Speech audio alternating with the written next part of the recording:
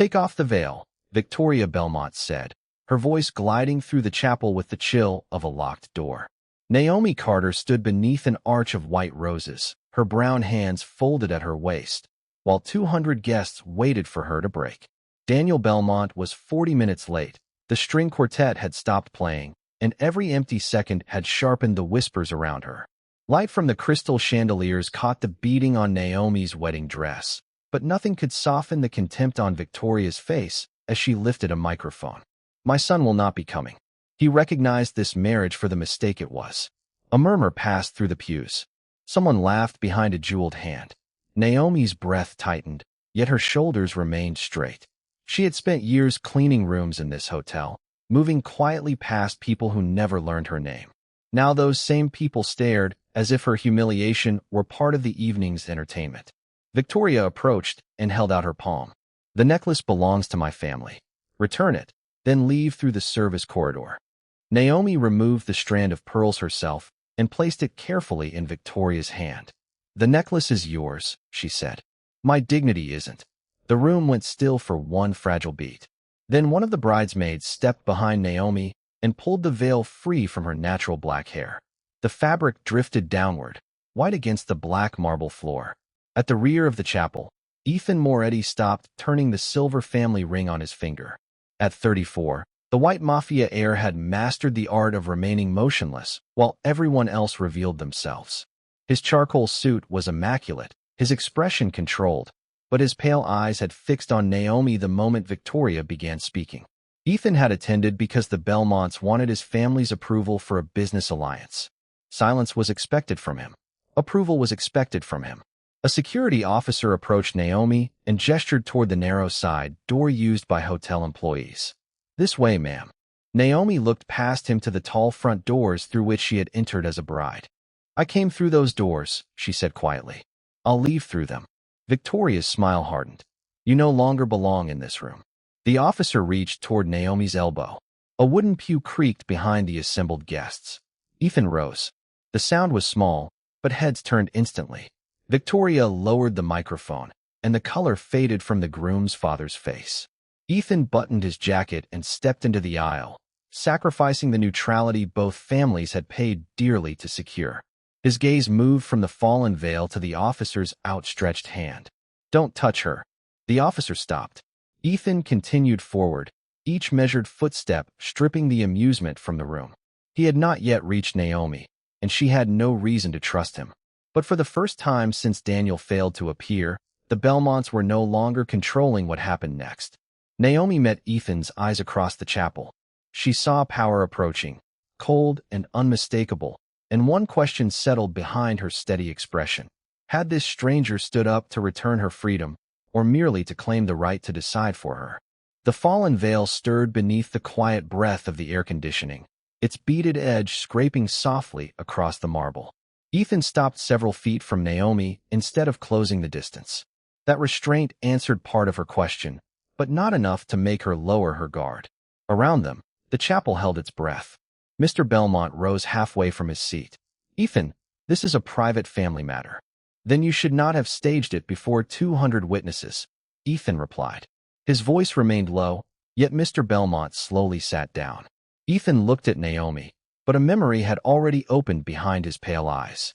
6 months earlier, in the Belmont Hotel ballroom, his grandmother had struggled to breathe during a charity gala. Wealthy guests had crowded around her with raised phones, eager to capture distress they had no intention of easing. One hotel maid had pushed through them.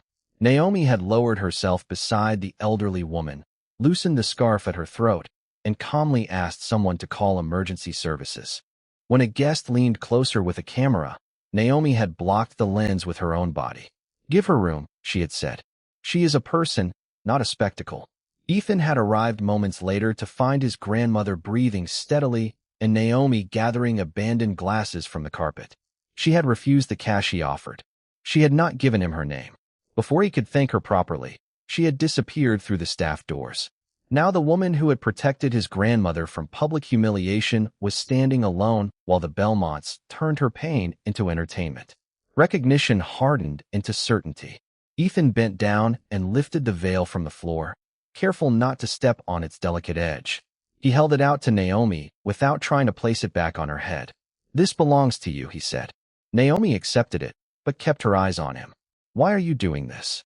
"Because I remember what you did when my grandmother could not breathe." A flicker of surprise crossed her face. "I did what anyone should have done." "No," Ethan said. "You did what everyone else chose not to do." Victoria's heels clicked against the marble as she moved closer. "Do not let one minor incident confuse you. This woman deceived my son and embarrassed our family." Naomi turned toward her before Ethan could answer. "If I had wanted to embarrass your family, Mrs. Belmont, I would not have waited until today." A few guests lowered their eyes. Naomi had spoken without raising her voice, and that made the words land harder. She folded the veil over one arm, then faced Ethan again. "You told him not to touch me. I appreciate that, but I will not trade one person's control for another's." Ethan glanced toward the main doors, where two hotel employees stood uncertainly. He could have ordered them aside. Instead, he stepped away from the aisle. "Then tell me what you want." Naomi looked at the service entrance, the narrow gray door she had passed through hundreds of times carrying linens, trays, and other people's forgotten belongings. Then she looked toward the tall oak doors at the front of the chapel. "I want to leave the same way I entered." Ethan walked to the main doors and opened them himself. Warm afternoon light poured across the black marble, reaching Naomi's shoes. He did not offer his arm. He did not tell her to follow him. He simply moved aside. Naomi crossed the chapel alone, each step reclaiming something the Belmonts had expected her to surrender. The guests parted without being asked. At the threshold, she paused beside Ethan. "Opening a door does not make me owe you anything." "I know. Do you?" Her eyes remained steady. Ethan released the brass handle and took one deliberate step back. Naomi walked into the sunlight by her own choice. Behind them, Mr. Belmont's voice broke the silence. "If you follow her, Ethan, the alliance is over." Naomi stopped outside, but Ethan remained inside the chapel, caught between the woman whose character he now recognized and the future his family had spent years arranging. "Then let it end," Naomi said. Her answer crossed the chapel before Ethan could give one, quiet enough to make every guest lean into the silence. She turned back from the sunlit steps, still holding the folded veil over one arm. Ethan had opened the door, but Naomi would not allow him to pay for her dignity while she stood outside like a helpless cause. Mr. Belmont stared at her from beside the front pew. "This conversation does not concern you." "You made me the center of it," Naomi replied. "Now I get to speak." Victoria moved beside her husband, the borrowed pearls still coiled in her palm. "You have already caused enough trouble." Naomi met her gaze without flinching. "No, I refuse to hide yours." A different silence settled over the room. It was no longer the cruel anticipation that had followed Daniel's absence. It was uncertainty. Several guests glanced toward the Belmonts, waiting for an explanation that did not come. Naomi stepped back across the threshold, but she did not return to the altar. She stopped beside the guest book, where a gold pin rested beneath a framed photograph of Daniel, smiling as though promises had never cost him anything. 3 weeks ago, Mrs. Belmont offered to pay the remaining mortgage on my mother's house, Naomi said. In exchange, I was expected to sign a private agreement before the wedding. Victoria's expression sharpened. That was a standard family arrangement. It required me to stop working, surrender control of my personal accounts, and never discuss how your hotel treats its employees. It also gave your family the right to place a claim against my mother's home if I embarrassed you. The guest who had laughed now looked away from Victoria. Ethan remained beside the open door.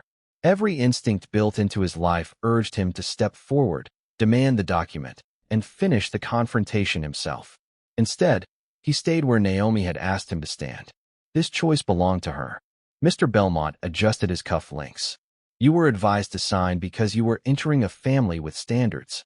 I did not sign, Naomi said. Daniel told me he would speak to you. This morning, he stopped answering his phone. The empty place at the altar suddenly carried a different meaning. Naomi was not asking anyone to pity her.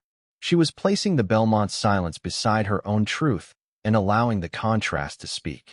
Victoria raised the microphone again, but Naomi reached for the gold pen first. On the blank page reserved for wedding wishes, she wrote one sentence in a steady hand. Then she turned the book so the first row could read it. I will not purchase belonging with silence. Naomi set down the pen.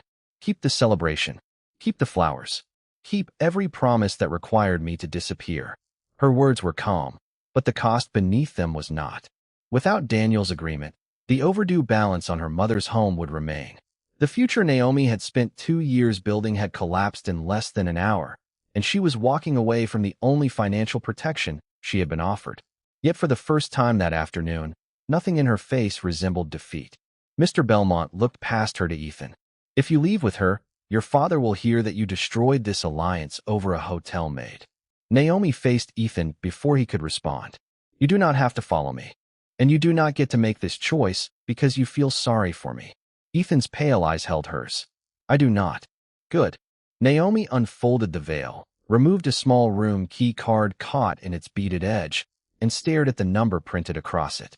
Bridal Suite, 22nd floor. Her expression changed. My phone and my document bag are still upstairs. Victoria closed her fingers around the pearls. Those belongings will be returned after our attorneys review them. Naomi placed the veil over the guest book, leaving white lace across the sentence she had written. Then she walked toward the elevators instead of the exit. No, she said. I am taking back what belongs to me. The elevator bell sounded in the marble lobby beyond the chapel. Its doors opened onto an empty car, and Naomi stepped inside alone. As the doors began to close, Ethan saw Victoria exchange a swift look with her husband. Whatever waited inside Naomi's document bag, the Belmonts did not want her to recover it. /N. The elevator doors sealed with a soft metallic chime, cutting off the chapel and its watchful silence. Cool air carried the faint scent of lilies from Naomi's dress as the numbers above the panel climbed toward the 22nd floor. When the doors opened, she found Ethan waiting outside the bridal suite. He had taken the service elevator, but he remained several feet from the door, leaving the hallway clear. I came because Victoria sent the hotel manager upstairs, he said. I will not enter unless you ask me to. Naomi studied him, then slid the key card through the lock. Make sure nobody locks this door behind me. That is all. That is all. Ethan nodded once. Naomi entered alone. The bridal suite no longer resembled the room she had left 40 minutes earlier. Garment bags lay open across the bed. Drawers had been pulled out, and the white satin shoes she had chosen with her mother were separated on opposite sides of the carpet. Her phone rested beside the sink, but the brown leather document bag was missing. Hotel manager Paul Reeves stood near the writing desk with 2 members of the Belmont household staff. A gray case sat at his feet. Mrs. Belmont instructed us to secure materials belonging to the family, Paul said. Naomi walked to the case and recognized the worn brass clasp her mother had repaired with clear tape. That belongs to me. Paul placed one polished shoe over the handle. The contents must be reviewed by counsel. Outside, Ethan heard every word. His hand tightened at his side, but he did not cross the threshold. Naomi had asked him to guard the door, not take over the room. She removed her wedding earrings and set them on the desk. Then she unfastened the beaded overskirt from her gown, revealing the simple hotel uniform folded beneath it in the open garment bag. She had brought the uniform because she planned to change before visiting her mother after the reception.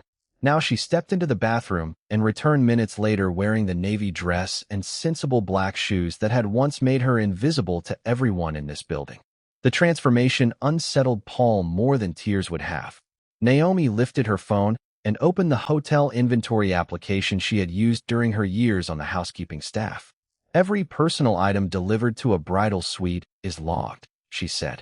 My bag was recorded at 9:14 this morning under my employee identification number because I carried it here myself. Paul's confidence faltered. Naomi displayed the entry, then activated the audio recorder on her phone and placed it on the desk.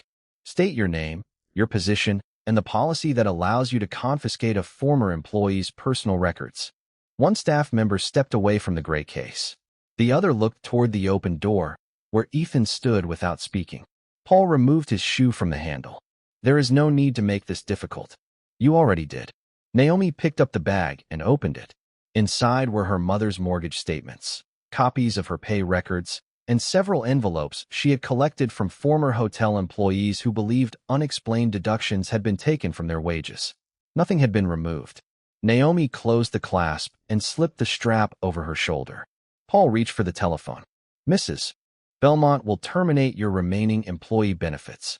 I resigned 3 weeks ago. Your mother still receives discounted housing assistance through the Belmont Charitable Foundation. That threat stopped Naomi for one breath. The cost had moved beyond a wedding, a reputation, or even a mortgage payment. Victoria could disrupt the support that helped Evelyn remain safely at home. Ethan entered the suite then, but he did not approach Paul. He crossed to the wall beside the door and removed a framed certificate bearing the Belmont Hotel seal. Behind it was a small security camera indicator, glowing green. This hotel records its executive suites, Ethan said. Your attempt to take her property is already preserved. Paul looked toward the ceiling, then at the phone in his hand. The system belongs to the Belmonts. Not tonight, Ethan replied. The Moretti family holds the security contract, and I have ordered the footage preserved. It was the first decision he had made for her, but it did not replace Naomi's action. It protected the proof she had created. Paul stepped aside. Naomi walked past him with her bag, her phone, and the uniform that reminded everyone exactly how long they had underestimated her. In the hallway, Ethan held the elevator but did not enter. You can still walk away, Naomi told him. No, he said. I can walk away from the alliance. His telephone rang before the elevator arrived. The name Salvatore Moretti illuminated the screen. Ethan answered, and his father spoke only one sentence. Come downstairs, surrender the family ring, and explain why you chose her over your inheritance. Rain tapped against the ballroom windows 3 floors below the chapel, soft and steady beneath the fading music. Salvatore Moretti waited at the head of a long mahogany table while senior members of both families occupied the chairs around him. A velvet ring box rested before his folded hands. Naomi entered behind Ethan, then stopped near the doorway with her document bag against her side. She had not been invited into this room, but Salvatore's gaze passed over her hotel uniform before settling on his son. Close the door, he said. Ethan left it open. What I decide here should not require privacy. Mr. Belmont rose from his chair. Your security contract is being used to preserve footage taken inside our hotel. Withdraw the order, apologize to my wife, and confirm that this afternoon changes nothing between our families. Salvatore extended one hand toward Ethan's silver ring. Do that, and your position remains secure. The offer carried more than money. The ring represented Ethan's authority over family businesses, access to accounts, and the future Salvatore had shaped for him since childhood. Naomi understood the price at once. Do not surrender it because of me, she said. Ethan looked at her. This is not about choosing you instead of my family. That is exactly how they will describe it. Then let them be wrong. Salvatore's expression remained still. You are willing to destroy years of work for a woman you barely know? Ethan removed the ring, but he did not place it in his father's hand. He set it on the polished table between the two families. The small sound of silver touching would silence the room. I know she protected grandmother when everyone else protected their image. I know she was offered financial security in exchange for silence. I know your proposed allies tried to take her personal records today. That is enough. Mr. Belmont turned toward Salvatore. Control your son. Ethan's eyes hardened. That sentence is the problem. Salvatore closed the velvet box without touching the ring. Effective immediately, you lose signing authority, access to family transportation, and your place in succession. Your accounts connected to Moretti Enterprises will be suspended by midnight. Naomi felt the consequences settle one by one. Ethan had not risked an abstract inheritance. He had just surrendered his office, his authority, and the identity that made powerful people move when he entered a room. Yet he neither argued nor reached for the ring. The security footage remains preserved, he said. And the alliance? Salvatore asked. There is no alliance. Mr. Belmont pushed back his chair. You have no authority to decide that now. Correct, Ethan replied. Which means you have nothing left to bargain for from me. For the first time, Salvatore's control fractured into something quieter than anger. Disappointment. Ethan accepted it without looking away. Naomi stepped forward, becoming the one person in the room willing to stand beside him when doing so offered no protection, money, or status. She placed her document bag on the table and opened the brass clasp. You should all understand what he refused to ignore. Several envelopes lay beneath Evelyn Carter's mortgage statements. Naomi removed the first pay record, then another. Each showed deductions listed under charitable housing support. The amounts changed, but the pattern did not. These came from former Belmont employees, she said. They believed they were receiving assistance. Their pay records suggest they were financing it themselves. Victoria entered through a side door, her face composed until she saw the papers. Those are private employment materials. They were given to me by the people named on them, Naomi said. Ethan reached toward the documents, but stopped before touching them. His power could no longer shield her, and Naomi did not need it to speak. She gathered the envelopes back into the bag. I am not asking the Moretti family to solve this. I am telling you why I will not stay silent. Salvatore studied the records, then his son. You surrendered everything before knowing whether those papers prove anything. No, Ethan said. I surrendered it because I knew what you wanted me to become in order to keep it. He walked away from the table without the ring. Naomi followed him into the corridor, where the hotel lights seemed colder and the silence less obedient. At the elevator, she noticed that Ethan no longer had a driver waiting, a security detail, or even access to the private floor below. His telephone displayed 3 canceled account notifications before the screen went dark. Naomi tightened her hand around the document bag. Ethan had made his choice. Now the envelopes inside it demanded one from her. Protect her mother's home by remaining quiet, or expose a pattern that could cost them the last thing they still owned. \N. The brass clasp clicked open beneath the cold fluorescent lights of an all-night legal clinic 6 blocks from the hotel. Midnight traffic murmured beyond the narrow windows while Naomi spread the pay records across a scarred oak table. Ethan sat opposite her in a borrowed coat, his dark telephone resting uselessly beside him. Without the Moretti accounts or transportation, he had walked beside her through the rain, never once asking to carry the bag. Attorney Grace Holloway adjusted her glasses and aligned 3 statements by date. These deductions were labeled voluntary housing contributions, she said, but the authorization signatures appear identical. Naomi leaned closer. The same narrow curve crossed every page, although the employees had different names. Grace placed Evelyn Carter's mortgage notice beside them. The lender listed a Belmont Foundation subsidiary as the holder of the debt. The pattern became clear in less than a minute. The Belmonts had deducted money from workers' paychecks, presented that money as charitable assistance, then used the resulting debts to gain claims against their homes. Naomi had finally answered the question inside the envelopes. The records did not merely suggest unfair bookkeeping. They connected employee wages directly to the Belmont housing program. How many families? Ethan asked. At least 12 in these files, Grace replied. Possibly more. Naomi touched her mother's mortgage notice. What happens if I report it? Grace did not soften the answer. The foundation can call Evelyn's overdue balance before a court freezes its assets. Your mother could receive a foreclosure notice within days. An emergency challenge would require a bond of $35,000. Ethan reached instinctively for his telephone, then stopped. Every account he might once have used had been suspended. I can find another way, he said. Naomi closed her hand over the mortgage notice. You already paid your price.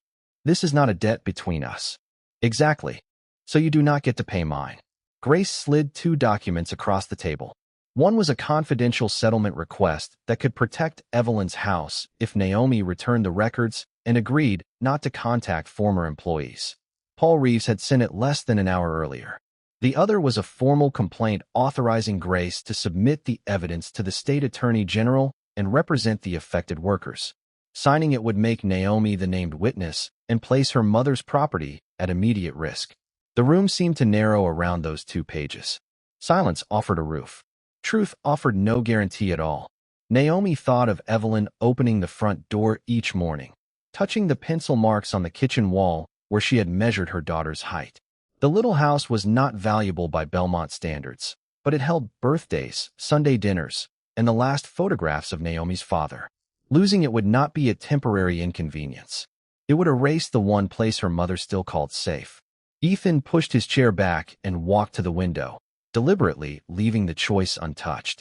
His reflection in the dark glass no longer carried a family ring, a driver, or the authority that had once made decisions simple. If you choose the house, he said, I will not think less of you. Naomi looked at him. And if I choose the people in these files, then I will stand beside you without pretending I can control the outcome. Grace placed a pen between the documents. Naomi picked it up. Her hand trembled only once. She drew the settlement request toward her, and Ethan's eyes lowered as if preparing to respect the choice. Naomi tore it cleanly through the signature line. Then she signed the formal complaint. Grace immediately scanned the pages and transmitted them through the clinic's secure system. At 12:47 in the morning, confirmation appeared on her computer. The evidence had been filed. The situation could no longer be contained inside the Belmont Hotel. Naomi then signed a second document pledging the equity in Evelyn's house as security for the legal bond. Ethan turned from the window. Naomi, that could cost her everything. I know. Her voice remained steady, although tears brightened her eyes. Those workers trusted me with proof because they had already lost the power to speak alone. I will not use their silence to purchase my mother's safety. Grace's office telephone rang almost immediately. She answered, listened, then looked toward Naomi. The Belmont Foundation has been notified. They are preparing to accelerate Evelyn's mortgage. Naomi pressed her palm against the old brass clasp, accepting the weight of what she had chosen. Across the table, one envelope remained unopened. Daniel Belmont's name was written on the front in hurried black ink, and the postmark showed it had been mailed that morning. Rainwater traced silver lines down the clinic windows as Grace Holloway turned the unopened envelope beneath the desk lamp. The return address belonged to a postal counter near Lake Geneva, Wisconsin, nearly 80 miles from Chicago. Naomi recognized Daniel's handwriting at once. Open it, Ethan said, then caught himself. Only if you choose to. Naomi broke the seal. A hotel key card, a handwritten letter, and a flash drive slid onto the table. Grace inserted the drive into an offline laptop. Daniel's face appeared on the screen, pale beneath the flat light of an unfamiliar room. Naomi, if you are watching this, my mother carried out her threat and stopped the wedding. His recorded voice trembled, but the message was clear. He had learned about the payroll deductions months earlier. When Naomi refused Victoria's agreement, Daniel had promised to expose the scheme with her. Instead, his parents sent him to a family property in Wisconsin and took his telephone before the ceremony. I was not brave enough soon enough, he admitted. I knew my mother was using Evelyn's mortgage to control you, and I kept telling myself I could fix it after we were married. I called that protection. It was cowardice. The flash drive contained emails authorizing Paul Reeves to collect Naomi's records, instructions to announce that Daniel had abandoned her, and a copy of the unsigned agreement. One message from Victoria stated the purpose in plain language. If Naomi appeared unwanted, no one would believe her accusations were anything more than revenge. The cruelty inside the chapel had not been an impulsive humiliation.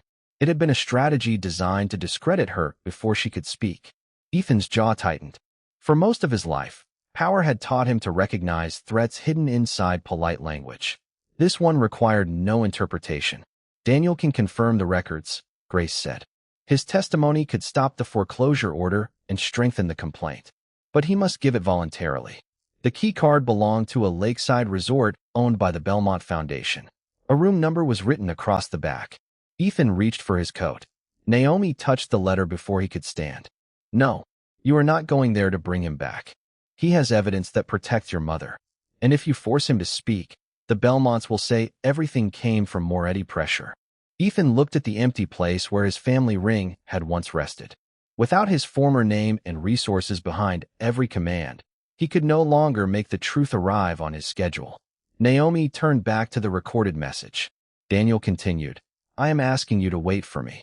I will testify. We can still build the life we planned. The room became painfully quiet. That promise once would have sounded like rescue. Now Naomi heard what was missing.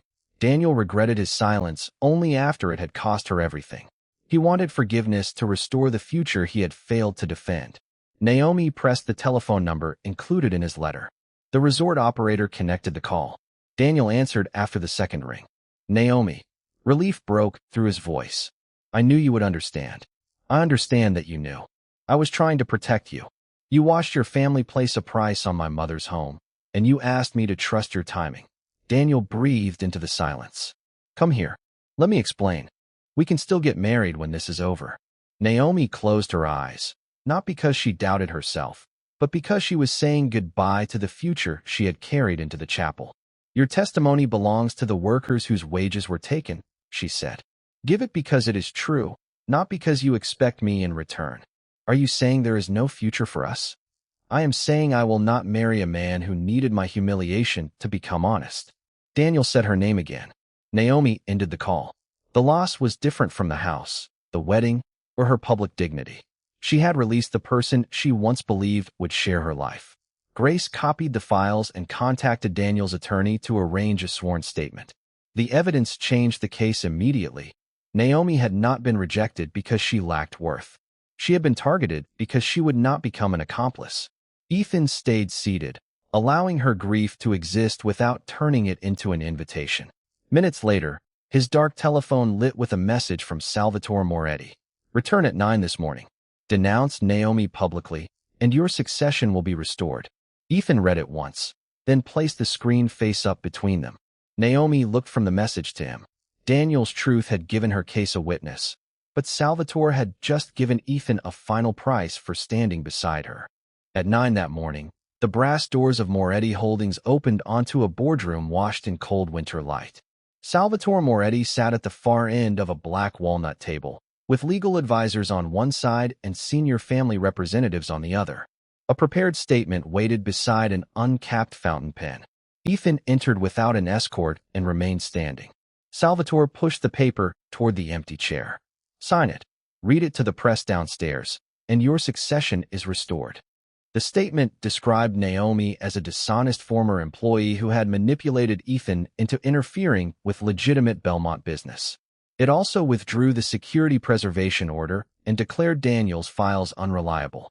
Salvatore placed the silver family ring beside the signature line. By noon, you can have back everything you surrendered. Ethan read the statement once. And if I refuse? You leave this building without the Moretti name protecting you. Permanently. Ethan reached for the pen, but the boardroom doors opened before its tip touched the page. Naomi entered with Grace Holloway and 6 former Belmont employees. She wore her Navy hotel uniform, not as a mark of service, but as evidence of the world the men around the table had failed to see. Grace carried a sealed legal packet. Naomi carried no document bag. She no longer needed to hide the proof. Salvatore's gaze hardened. This meeting is private. It stopped being private at 8:42, Naomi said. That is when the evidence reached the state attorney general, the Labor Department, and counsel for every worker standing behind me. Grace placed the packet on the table. Daniel's sworn statement had arrived minutes earlier. It authenticated Victoria's emails, confirmed the pressure placed on Evelyn's mortgage, and connected the attempted seizure of Naomi's records to the payroll scheme. The Belmonts could no longer bury the case by controlling Daniel, discrediting Naomi, or purchasing Ethan's silence. Salvatore turned to his legal advisor. The man opened the packet, scanned the first pages, and lowered his voice. If Moretti Holdings continues the alliance after receiving this notice, the company could be treated as knowingly benefiting from the scheme. The balance inside the room shifted without a raised voice. Salvatore had summoned Ethan to make him choose between Naomi and power. Naomi had arrived to destroy the bargain itself. I did not come to ask you to restore him, she said. I came because you were offering him authority in exchange for a lie. Now that lie carries your name too. Salvatore looked toward Ethan. Did you arrange this? No, Ethan replied. She did. Naomi faced the family representatives. Ethan opened one door for me yesterday. Today, I am opening one for him. He can leave this room without betraying me, and you can leave the Belmont Alliance before it takes your company down with it. One of the advisors removed the alliance agreement from his folder. Another requested an immediate suspension vote.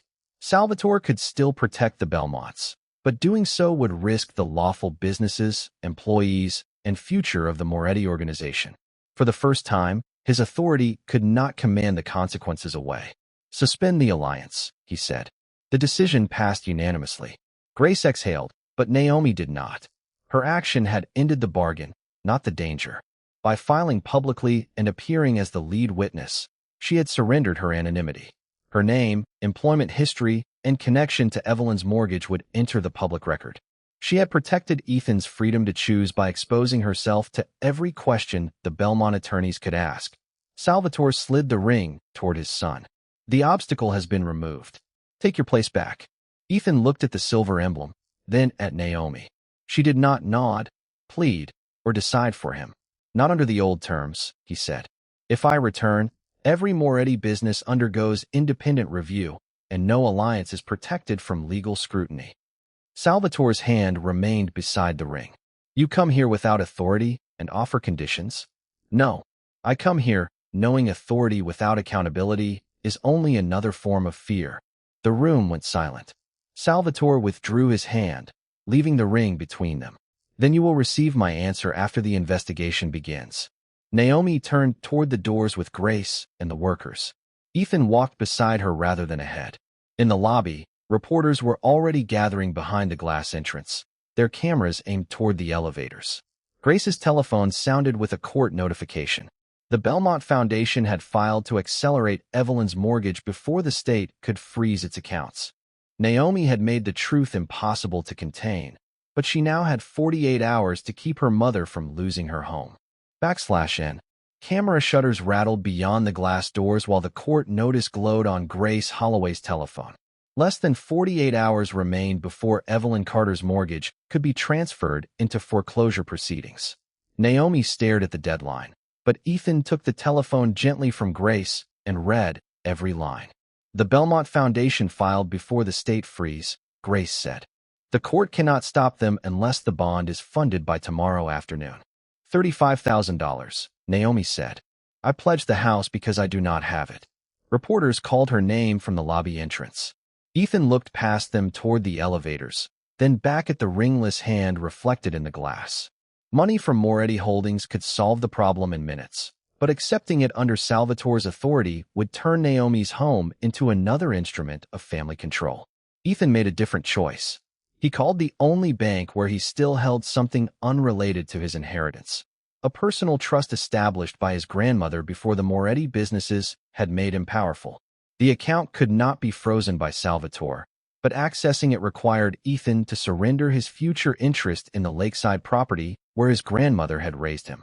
It was the last place in his life untouched by business agreements, the house where he had learned that loyalty meant standing beside someone when there was nothing to gain. Liquidate my interest, Ethan told the trustee. Transfer $35,000 directly to the court bond account. Naomi turned toward him. Do not buy my mother's house. I am not buying it. Then what are you doing? Ethan handed the telephone back to Grace. Removing the deadlines so your evidence can be judged without your mother paying for it. Naomi's expression tightened. And what did it cost you? A place I thought I would keep forever. The answer stripped the gesture of spectacle. Ethan was not using family power to possess Naomi or settle her debt in secret. He was giving up the last private inheritance he controlled so the court, not the Belmonts, could determine the truth. Grace received confirmation 12 minutes later. The bond was funded. She filed an emergency motion, and the judge temporarily suspended action against Evelyn's home while the state reviewed the Belmont accounts. A question that had haunted Naomi since the chapel finally loosened its hold. Her mother would not be removed from the house, while Naomi testified. The Belmonts had lost their final lever. For months later, the state ordered restitution for the affected employees and released every home claim tied to the false housing program. Evelyn's mortgage was corrected, and the Belmont Hotel entered independent supervision. At Moretti Holdings, Salvatore accepted Ethan's conditions after auditors uncovered risks no one else had dared report. Ethan returned to succession only after every family business adopted outside legal review. 1 year after the abandoned ceremony, afternoon light entered the same chapel through tall stained glass windows. There were no corporate guests, no alliance documents, and no family jewelry waiting to be reclaimed. Evelyn sat in the front row beside the workers whose homes had been restored. Grace held a small bouquet. Ethan stood at the end of the aisle in a simple charcoal suit, without the silver family ring. When the oak doors opened, he did not walk toward Naomi. He opened them fully and stepped aside, leaving the path untouched. Naomi entered wearing a quiet ivory dress she had chosen herself. Her natural black hair was uncovered, and nothing about her arrival belonged to anyone else's arrangement. Ethan waited until she reached him. There is no debt between us, he said. No protection you must repay. If you walk away, these doors remain open. Naomi looked back at the sunlight beyond them, then toward Evelyn, then finally at the man who had learned that love could not be proven by control. The first time you opened a door, she said, You gave me room to leave. She placed her hand in his by choice. This time, I am choosing to stay. Ethan had once stepped forward when a room decided Naomi had no worth. Now he stepped back so her decision could carry the full weight of freedom. The chapel fell silent, not from fear, but from recognition. And that day, the world remembered that dignity is not restored when someone chooses for you, but when no one can take away your right to choose. /N